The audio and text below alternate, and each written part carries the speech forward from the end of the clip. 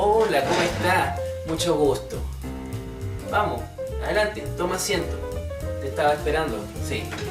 Que habíamos quedado en conversar hoy día, bueno, aquí estamos, ¿ya? Mira, aquí si tú fumas, bueno, aquí tienes un cenicero, te lo dejo, ¿ya? Por favor, trata de no echarme humo en la cara, que no me gusta. Bueno, si quieres después pides que te traigan algo, no sé. Ya, ¿cómo estás? Bueno, espero que estés bien. Ahora empecemos a hablar de lo que nos compete, por lo que nos reunimos aquí, ¿ya? Si volvemos a repasar el video número 2 al comienzo de este proyecto, se plantea la existencia de la historia universal dividida en etapas, las cuales son... Ya saben, esa historia que se divide en prehistoria, edad antigua, edad media, edad moderna, edad contemporánea. Luego, si repasamos el video número 11, cuando se hablaba de la edad medieval, se encontraba toda una explicación de que caracterizaba lo fundamental de la edad moderna. La época en que empiezan como las fases de la modernidad, donde se adopta esta cultura greco-romana como los pilares de un desarrollo científico, de un desarrollo artístico, un desarrollo intelectual, que primero empezó con el humanismo renacentista, después con hombres como Bacon, como Newton, ¿entienden? El descubrimiento de América también. Faltó agregar el hecho de que la cultura greco-romana estuvo por siglos confinada en los monasterios y demás instituciones del clero. Entonces, como se puede concluir, es ese desarrollo científico el que le da el nombre a esta época, cuando fue pensado este concepto de edad moderna. Entonces, cuando tú escuchas esto, lo que tú podrías pensar de manera natural es: ¿por qué entonces nos enseña que la edad moderna comienza con la acogida de estos pensamientos de la cultura greco-romana que habían estado mucho tiempo escondidos? Claro, se podría enseñar así, en vez de enseñar todos estos diversos capítulos que fue a través del descubrimiento de América o la Reforma Protestante, porque en historia, por lo menos en historia, es necesario marcar el inicio de una etapa, o por lo menos porque en historia hubo un momento que fue necesario marcar el inicio de una etapa y el final de otra con un hito clave, un hito que marca como el principio y el final de una época. Y que bueno, eso también sirve para fines más educativos también. Se podría explicar el proceso, pero es más fácil que alguien que no capta nada lo entienda mejor de esta manera. Ahora, si te preguntas de dónde viene, pues resulta que fue el positivismo, el pensamiento positivista, mejor dicho, el que inventó esta manera de hacer historia, la que priorizaba las fechas, los nombres y los acontecimientos importantes, y sobre todo era una historia de corto aliento. Eso fue muy utilizado en el siglo XIX, y esta forma de hacer historia que institucionalizó y que profesionalizó la forma de hacer historia, generó pilares para su estudio, para su investigación y para su desarrollo por muchas décadas, incluso hasta el día de hoy, aunque hayan existido paradigmas más modernos. A pesar de eso, el día de hoy nos influye de manera sustancial. Eso todavía hay rezagos de ello en la actualidad. Pero bueno, revisemos el comienzo de cada uno de estos hitos con los que se suele marcar el inicio de la edad moderna. Y vaya a haber algo interesante después de escucharlos. La caída de Constantinopla por los Tuque acababa con el último bastión que había tenido el Imperio Romano, siendo la parte oriental de dicho imperio, que después se conoció como el Imperio Bizantino. Eso es muy diferente a decir que la caída de Constantinopla acaba con el último legado de la cultura greco-romana. Eso sería erróneo, y la respuesta a esa afirmación está en todo lo conversado y visto sobre la edad medieval.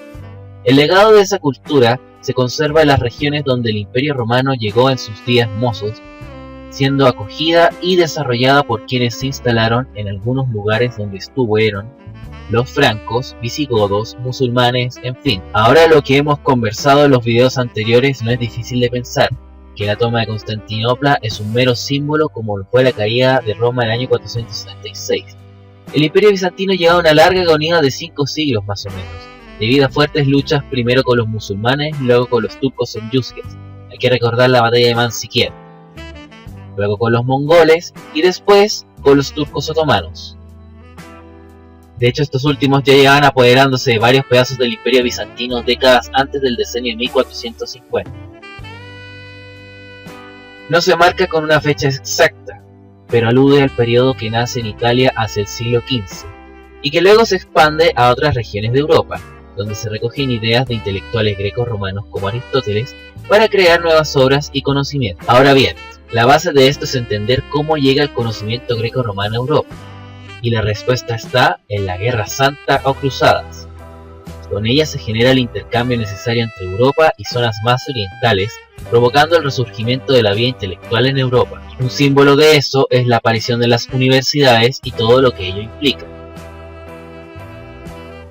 El descubrimiento de América en el año 1492 por Cristóbal Colón es un episodio que cambia por completo la visión del mundo, con el descubrimiento de un continente entero, totalmente aislado del desarrollo humano, de otras latitudes por milenios completos. Igual no falta quienes afirman que esto no debe contarse como descubrimiento, sino como encuentro entre dos culturas remotas que hasta entonces no se conocían. Bueno, todo dependerá de la forma en que se aborde este tema.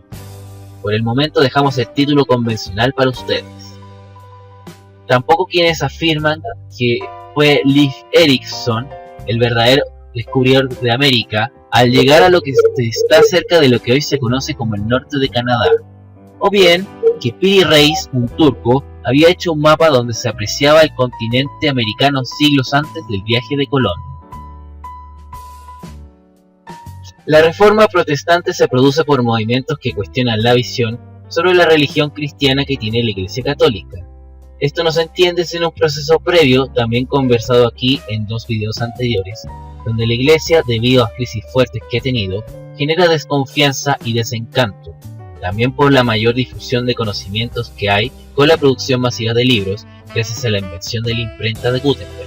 Por otro lado, influye el desarrollo intelectual como la escolástica y los conocimientos grecos-romanos, y también el hecho de que, con el fin de las cruzadas, se desvía la guerra religiosa hacia los protestantes reformistas como los nuevos infieles.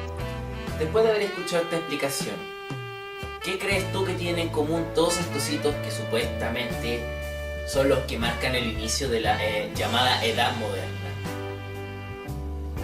Si pusiste atención y meditaste un poco a medida que lo fuiste escuchando, te habrás dado cuenta que todos tienen en sí la influencia de los pensamientos, de la herencia de la cultura greco-romana.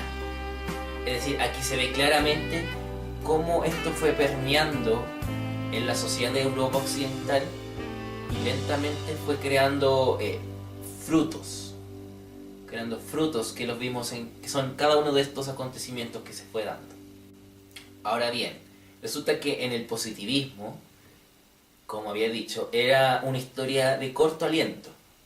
El problema también es que al ser de corto aliento no se dejaba muy de lado o no existía simplemente el hecho de que todo acontecimiento puede estar imbuido dentro de un proceso de más larga duración.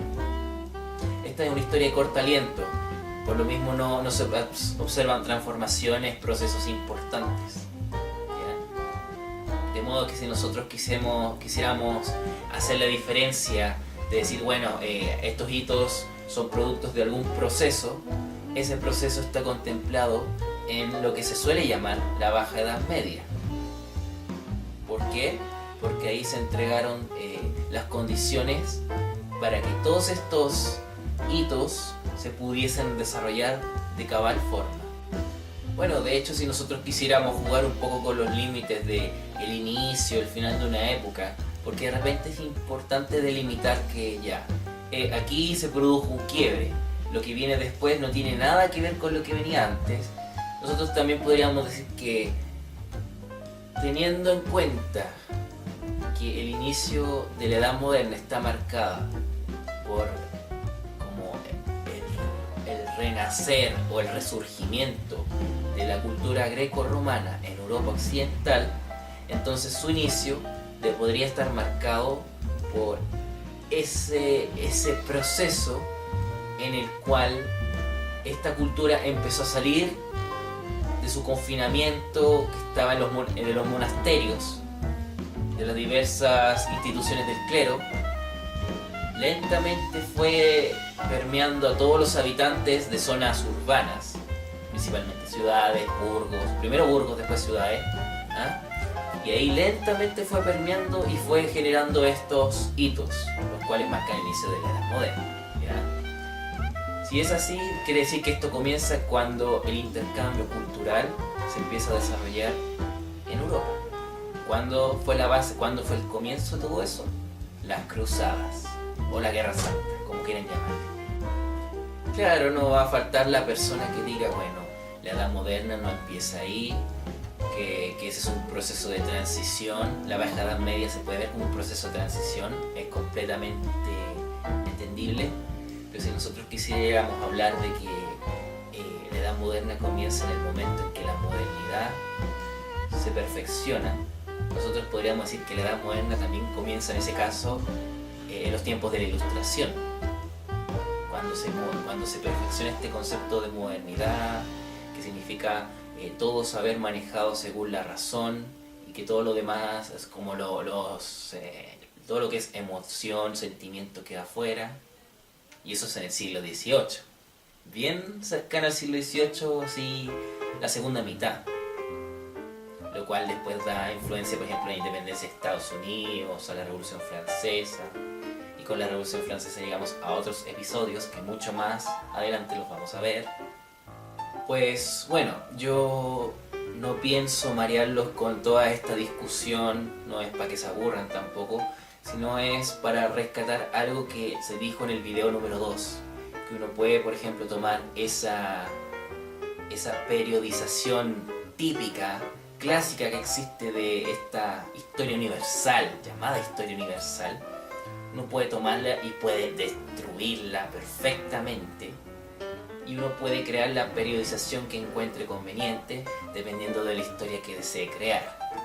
Entonces esto es para que se den cuenta si quieren, por ejemplo, jugar con eso y ver qué cosa les sirve más dependiendo de lo que deseen explicar. Porque la historia que uno crea es a través de un propósito, tiene un objetivo, tiene una finalidad, bueno, esto ya tiene que ver más con investigación, pero tiene preguntas contestadas por una hipótesis que se desea demostrar, tiene un objeto de estudio, ¿ah? Tiene un enfoque, tiene todos esos elementos. Entonces a la hora de delimitar fechas, de delimitar periodos, esto es sumamente importante. Bueno, espero que esto lo hayas entendido, espero que no te hayas aburrido. No sé, ¿te quedó claro? ¿Lo entendiste?